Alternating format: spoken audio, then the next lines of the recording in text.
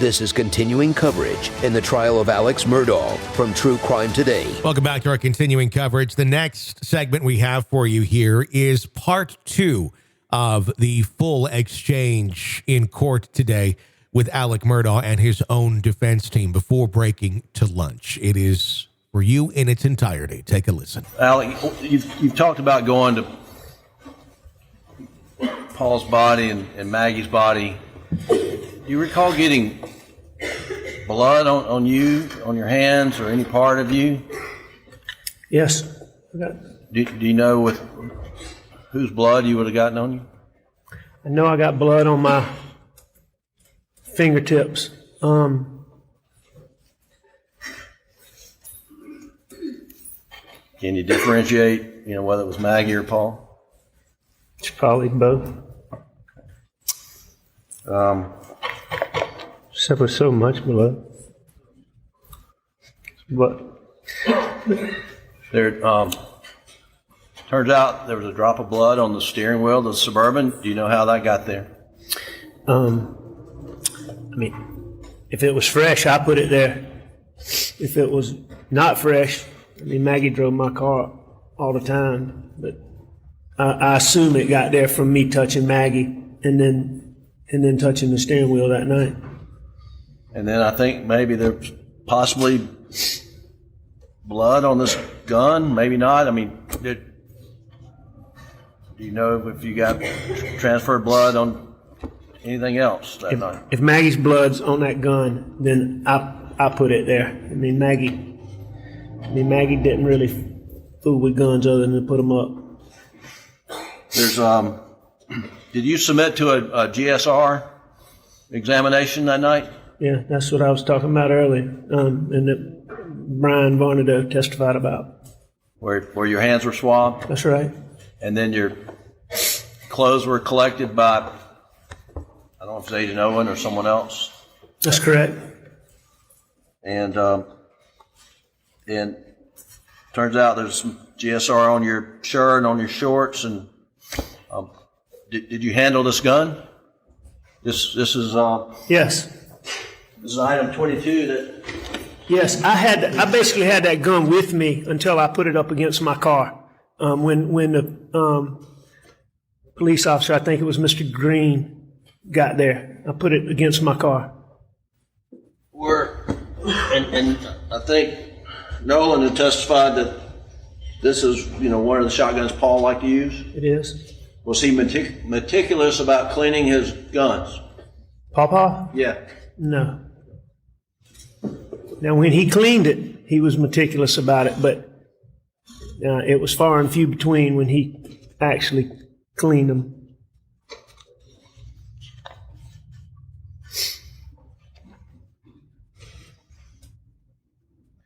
Your shirt went through testing and analysis, and you were part of this case, provided results of that, were you not? Yes, sir. I wasn't provided at the time. I've seen them. Right. Seen all these records.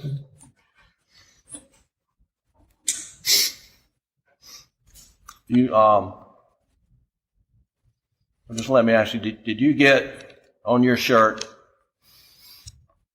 high velocity blood spatter from being within a distance of a shooting Maggie or Paul?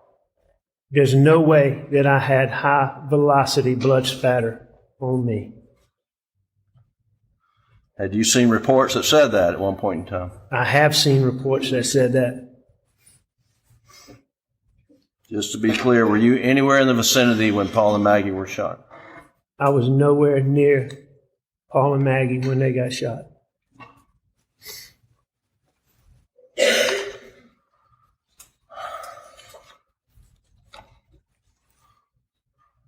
After SLED collected your clothing that night at the main residence at Moselle, you remember changing in? You remember what you changed into? Do I remember? Yeah. I know I changed clothes, and I've learned since then what I had on, but I don't. You don't remember? Okay. I don't remember that at all. But I understand I had on athletic shorts and a T-shirt. Sure. And other people have talked about this. I'm not going to repeat it, but where did you spend the night, or where did you go to after leaving Moselle when you left for the evening? We went to Alameda too. We went to my mom and dad's house, and we stayed there. And who went with you? I believe that Bus and Brooklyn and I rode together. John Marvin might have been with us. I know John Marvin stayed at Alameda with us. I just don't know if he rode in the same car we rode in. But I know I rode with Buster and Brooklyn. I know that for a fact. And the next morning, what'd you do? And we're talking about daylight hours on June the 8th. What did you do? And we basically got up and came back to Moselle. Do you remember roughly what time you got to Moselle? I don't remember. No, I don't remember what time. There's things I remember about that morning, but I don't remember exactly what time we left. And Alec, we'll get to this more detail, but during that period of time, is it hard to remember times, what time things started, stopped, and how long things took? I mean, it's definitely hard to remember. Now, looking at these timelines and all these records, I mean, it sure helps, but to just do it off the top of my head is very difficult. And we'll get to more of that.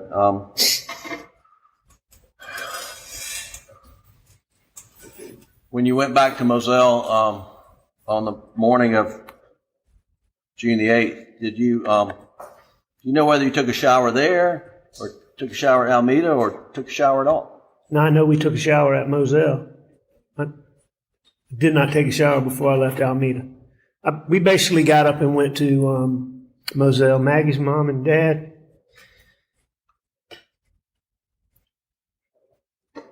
They were there? They were coming. Tell them, see them. We got up, and we got up from Alameda, and we left, and we went to Moselle. Do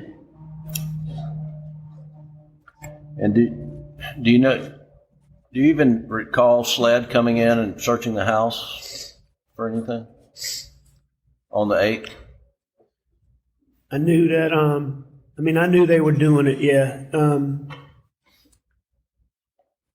I knew they were doing it. But I don't remember. I wasn't out in that gun room and see all that video and all that, but I knew SLED, was coming in there. I mean, we made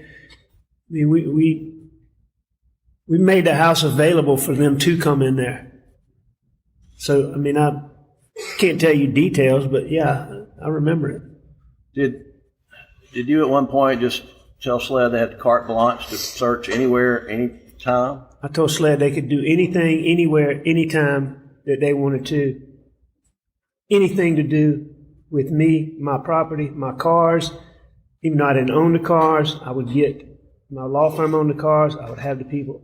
They had full, whatever they wanted, they were welcome to. And did you have any discussions with David Owen or anybody at SLED about consenting to General Motors to get that off the car? Every time that I talked to David Owens, I would ask him about getting OnStar data and GPS data from phones. And why was it important to you to get OnStar data and GPS data from the phone? To confirm where I was saying I went, what I did, GPS. At that point in time, I knew that Maggie's phone had been taken, and I knew that my Suburban and my phone and Maggie's phone never crossed paths, and that was extremely important to me. And I asked him about it every single time we talked, every single time. And speaking of Maggie's phone, Did you know her password to her phone? Yes, I knew her password. Did you know her password to her computer? Yes. Did she know your password? Yes. Okay. And when Maggie's phone was located on the side of the road, did you provide SLED the password to her phone? I did. I think I actually provided it to John Marvin, who provided it to SLED, but I'm the one who gave it to him. Right.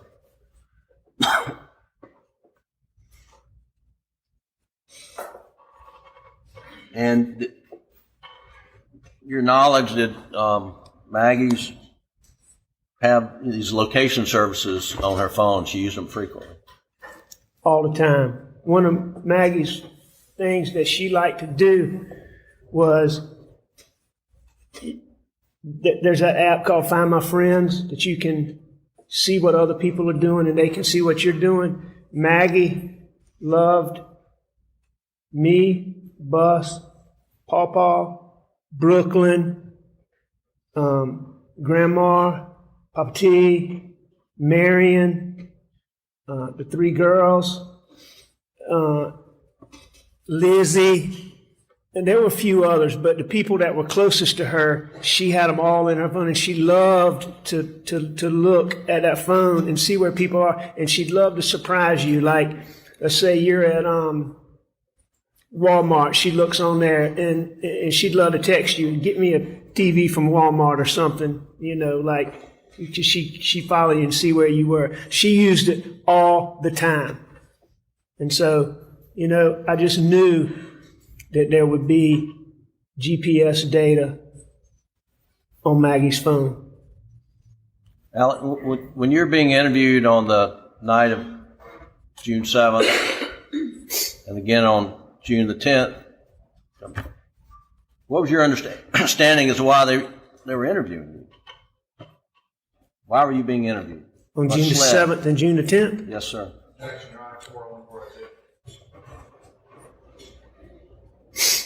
What's the question again? What is his understanding of why SLED was interviewing him on the night of June the 7th and again on June the 10th? And the basis for the objection? 401 and 402, Your Honor. What do you mean?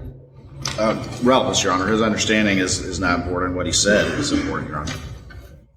Response. Well, I can. It goes to his, his follow. It goes to his state of mind. I mean, that's what it goes to. Objection sustained. Did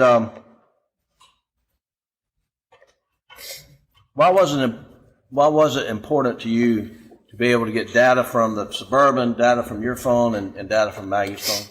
I knew at that point in time, since I was the person who found Pawpaw and Mags, that I was a suspect. I mean, they kept talking about this circle, but I knew that it was very important for me to find that, to get that. And what was your belief as to that information? What would it have done for you? There's no question in there that it would demonstrate that I couldn't have done this. When was the data from General Motors off that Suburban finally obtained?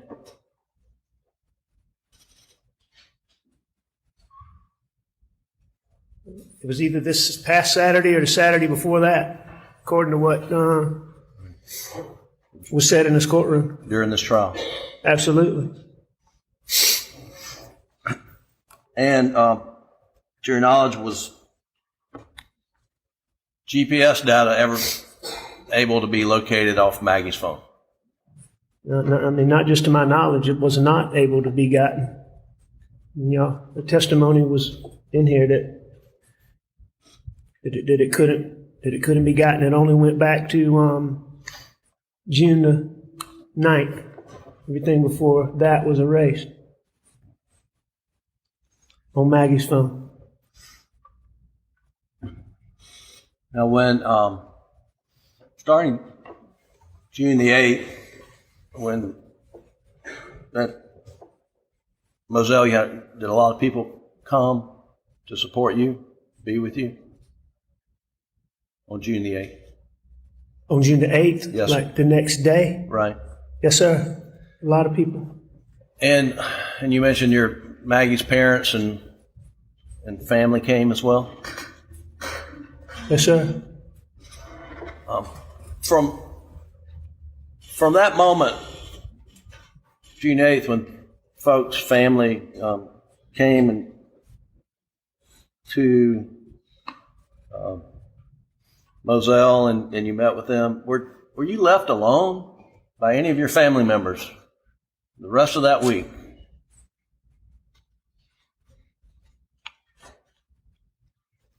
No, I mean, I was attached to Buster.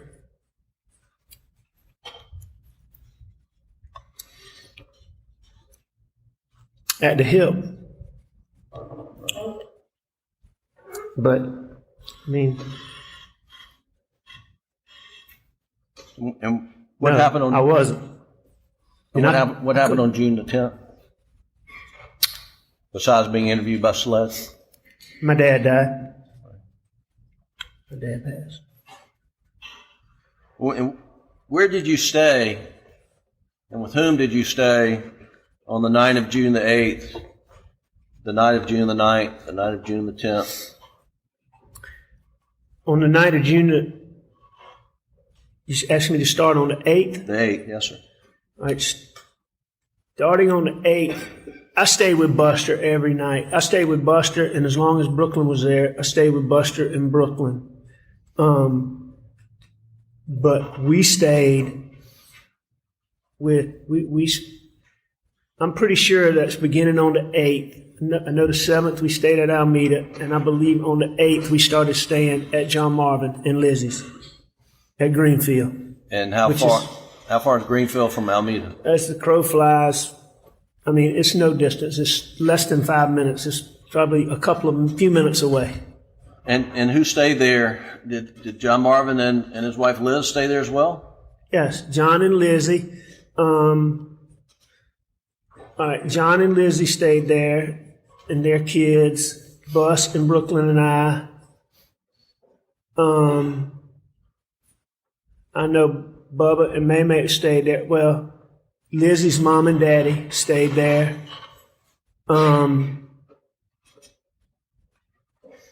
And my daddy's best friend and his wife came in there. I believe they came before my daddy passed. I know they came after he passed and stayed there. And how many nights do you recall staying there at Greenfield? So I stayed at Greenfield. The 7th was a Monday. I stayed Tuesday, Wednesday, Thursday, Friday, Saturday, and Sunday at Greenfield. I know that for a fact. And the Maggie and Paul's funeral was Saturday? Is that right? No, I heard that in this courtroom say it was Saturday, but So the memorial services? nah, their funeral was on Friday. That was on Friday. I know that for a fact too. And then your father's funeral was on Sunday? My father's funeral was on Sunday, and it was my father's funeral. I forget the term.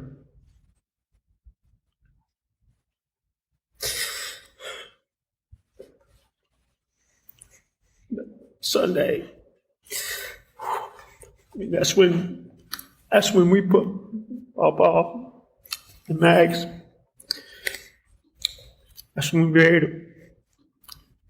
We didn't bury him when we had the service on Friday. So I don't think they were done. But that's when we buried them, along with my dad, on Sunday. And Alec, what did you do with the following week, that Monday, Tuesday, Wednesday?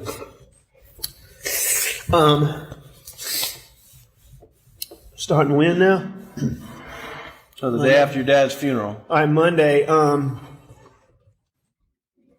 I went to Grandma and Papa T's, Somerville. At some point Monday? In the afternoon. You mean what did I do when I got up that morning? Where did you stay? We stayed at Greenfield Sunday night. So we woke up at Greenfield on Monday. So, and Sunday night you were with the same family members, your brother, and Brooklyn, and Buster, and... That's right. Okay. And Liz? And Lizzie, and Lizzie's mom and dad. And I believe Donnie and Paula were still there, but I can't remember when they left. And then you went to Somerville with whom? I believe I went to Somerville by myself, but I know Buster in the car by myself. I can't remember if Buster and I rode together, but I think we might have had separate cars. We probably did ride together that first day. I don't remember, but I know I went to Somerville and Buster was in Somerville with me, with Grandma and Papa T. And Somerville is where Maggie's parents live? That's right. That's Maggie's mom and dad. Maggie's mom is Grandma, and Maggie's dad's Papa T. And did you stay with them for a few days in Somerville? I stayed with them longer. In Somerville, yeah, I stayed with them. We stayed in Somerville Monday night, Tuesday night, Wednesday night, and then we went to Greenville. Okay.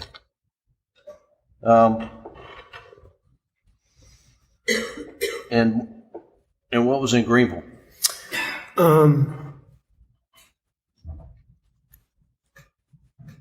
My niece. That was she was having a baby, and Maggie had just been.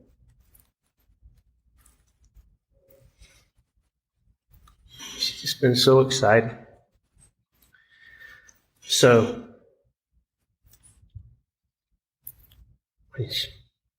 she's just so proud of those girls. She was so excited about the baby. And so the baby being born just became such a big deal to me. So was the baby born? Yeah. Okay. And you went up? Baby born. Beautiful little baby girl. Beautiful little mom.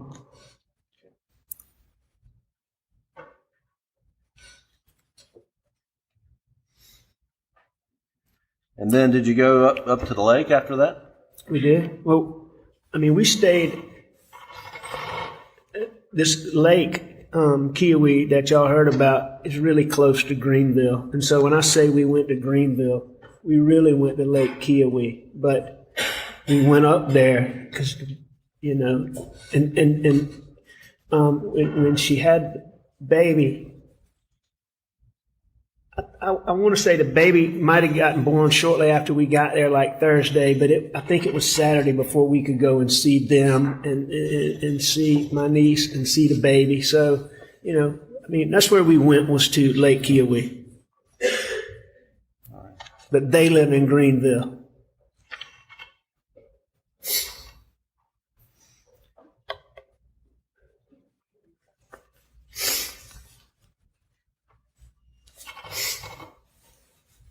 On the morning of June 16th, I think that was that Wednesday. I think that's a Wednesday. Where'd you wake up? Somerville. Did you ever go to Alameda on that day?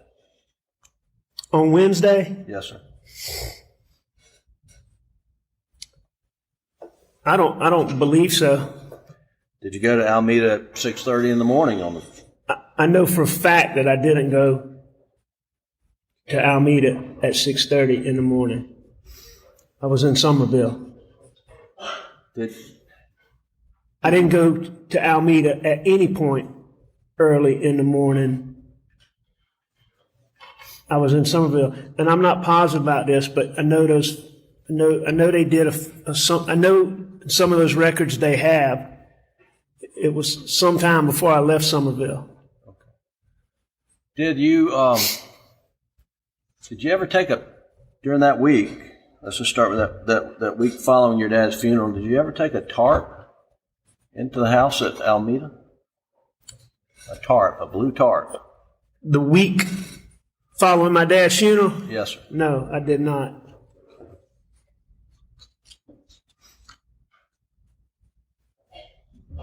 There's been, I don't know where it is in any of these boxes, but this blue rain jacket. Have you ever seen that before?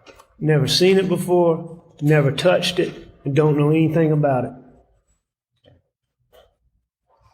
Did you,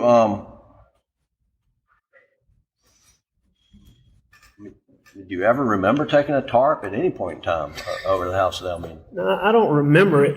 I don't remember taking a tarp over there, but, you know, I mean, Shelley's got something in her mind about that, and there may have been some point, but I certainly don't remember it, and it certainly wasn't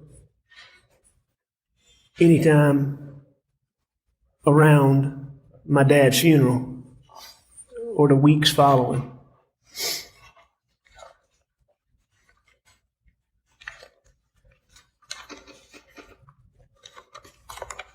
I think we talked briefly about your recollection of times, and Okay. and I just want to play Doug from State's Exhibit 517, which is the August 11th interview, starting at 5 minutes and 52 seconds. You could pull that clip up, and I want you to listen to this. Okay. Tell me again what it is. It's August 11th interview, starting at 5 minutes and 52 seconds. All right.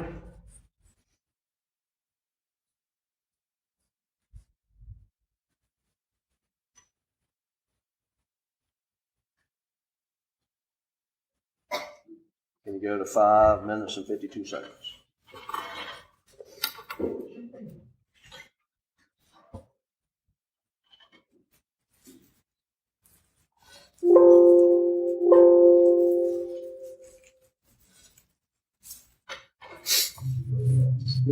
Who was at your house when you left? And what time did you go to the office? We have been. Who was at your house when you left? And what time did you go to the office? We have been to a ball game that weekend. I don't remember exactly what time. It would have been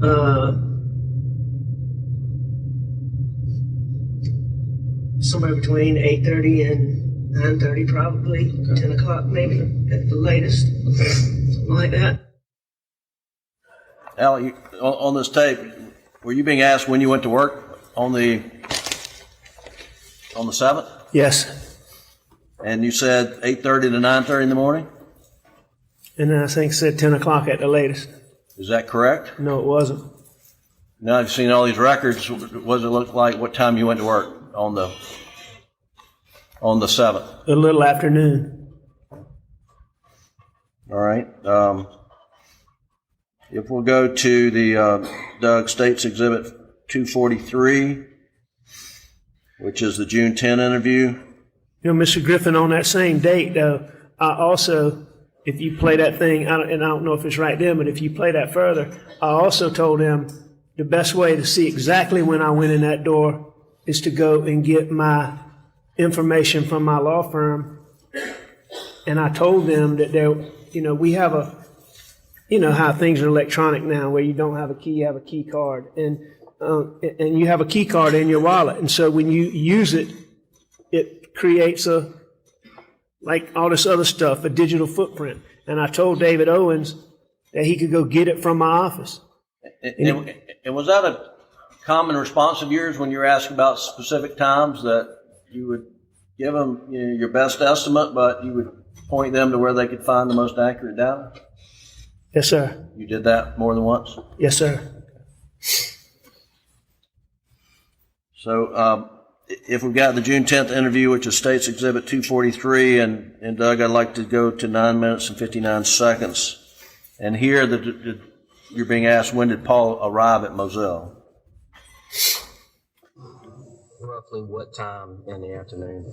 You know, I would think it'd be somewhere in the 5 o'clock range, a little bit. It was broad daylight when we were, it wasn't dusk, dark, or late. Okay. You know, and we rode, we just rode around. We rode around. So did you tell him on June 10th that Paul got there at 5 o'clock time period? Yes, sir.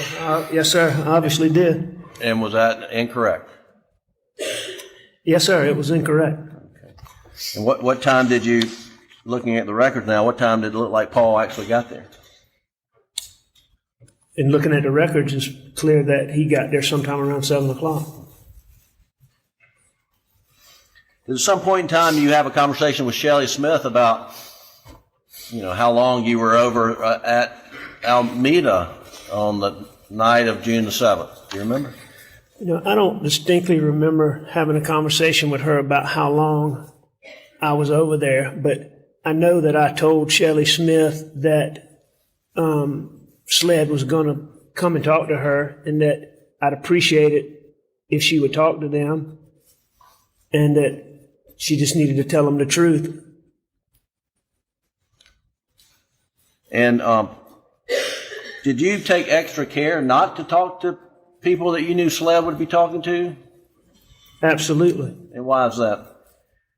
After this boat wreck that you've heard so much talk about in this courtroom, there were social media, newspaper. It went deeper than that, but there was so much talk about how I,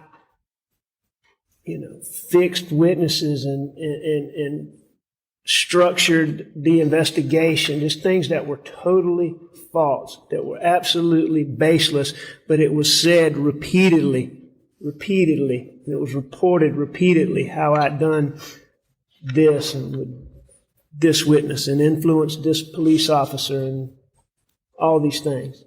So I wasn't taking any chances. I want to ask you about, you can take that down, Doug. Thank you. Ask you about the August 11th interview with David Owen at the SLED office in, I think, here in Walterboro. Do you remember that? August 11th, absolutely. Had you requested that meeting? I've been requesting, what I'd really been requesting is some information. I've been begging David Owens to come meet with me, and specifically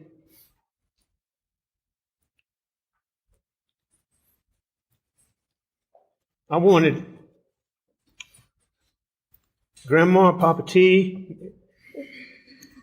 There were so many questions that I couldn't answer. And I've been begging him to meet with me and to meet with Grandma and Papa T. I've been begging him for weeks and weeks. And did, when you went into the meeting on August 11th, did you think that's what it was for, to give you an update? Yes. And at the conclusion of the meeting, they let you know that you're their prime suspect. What was said.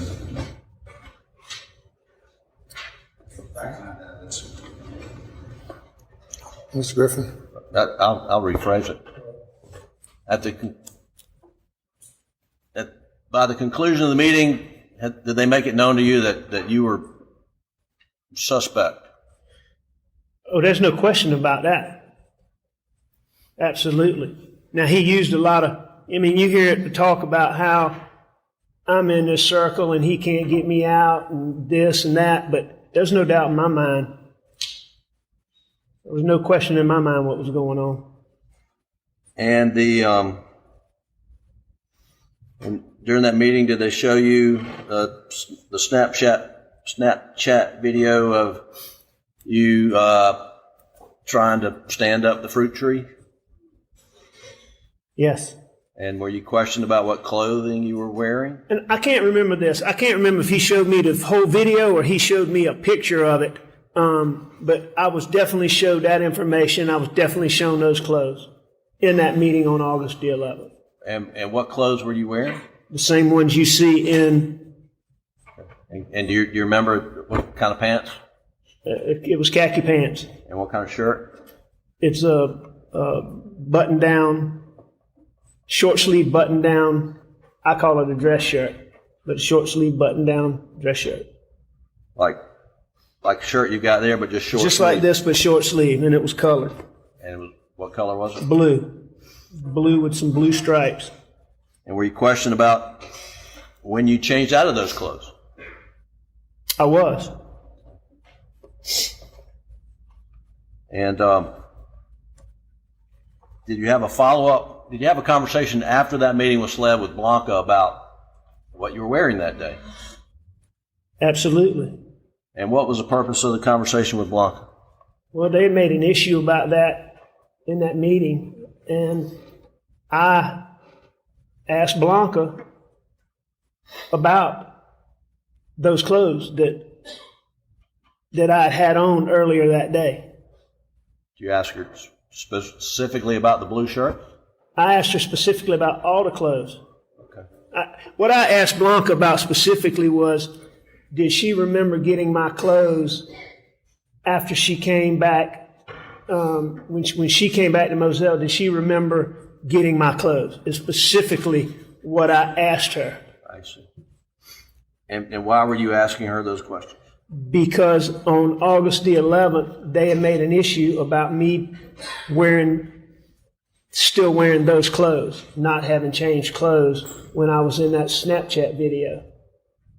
So that's why I went to Blanca. Did they ever ask you on August the 11th whether, they ask you for those clothes? Can you produce the clothes? Did they ask you that? No, they didn't.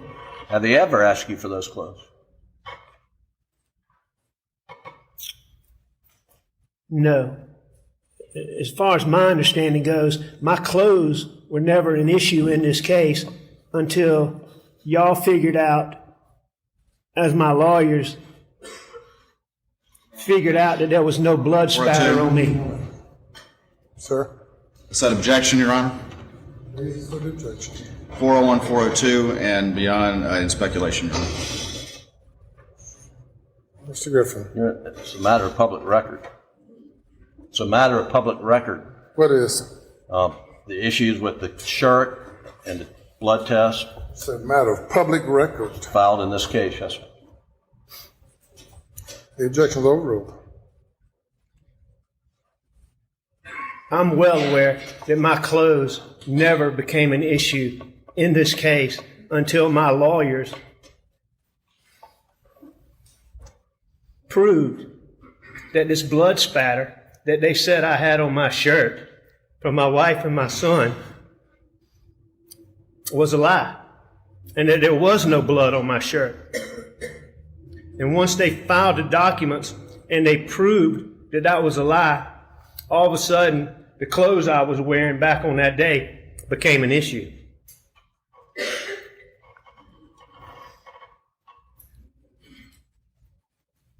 And that's in the weeks leading up to this trial. Now, Alec, after the Maggie and Paul were murdered on June 7th and 8th, where did you stay and where did you keep clothes? All right. Say that again, please. Where were you staying overnight? Well, let me ask you this. Did you ever spend another night at Moselle after June 7th? I never spent another night at Moselle. Why not?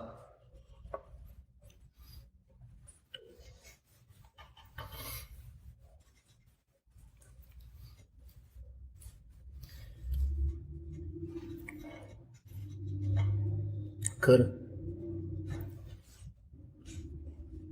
Didn't want to. Okay. Where were you staying? When we talked about the days and weeks, the week afterwards, but where were you staying? when you got back from the lake, Kiowee and Greenville? I stayed.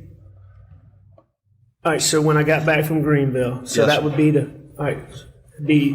so the first week, I've been doing my dad's funeral, then, all right, so that'd be the second week. All right, so after I know Bus and I stayed with Grandma and Papa T as much as I could. You know,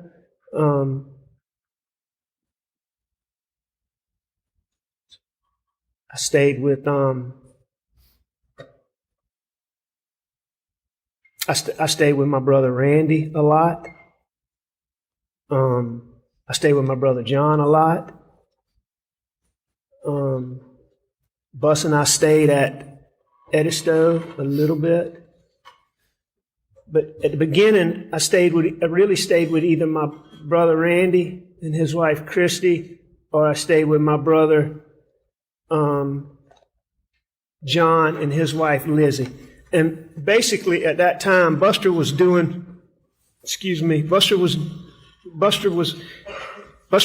for Wild Wing at that time, and they had been so kind to him and they let him be off just for a ridiculous amount of time. They were so good to him.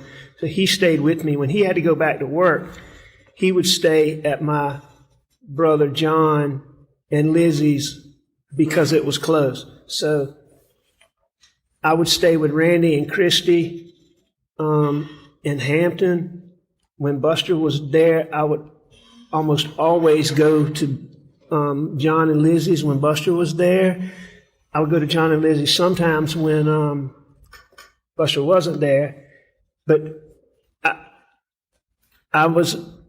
Johnny Parker, one of my partners, had a guest house his mother-in-law had lived in when she was sick. That's really, it's right at the foot of Randy's drive. It's 100 yards, 70 yards from Randy's house.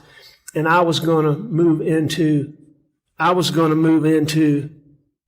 that house until we figured out where I could live. So I had clothes there. I had clothes at Randy's. I had clothes at John Marvin's.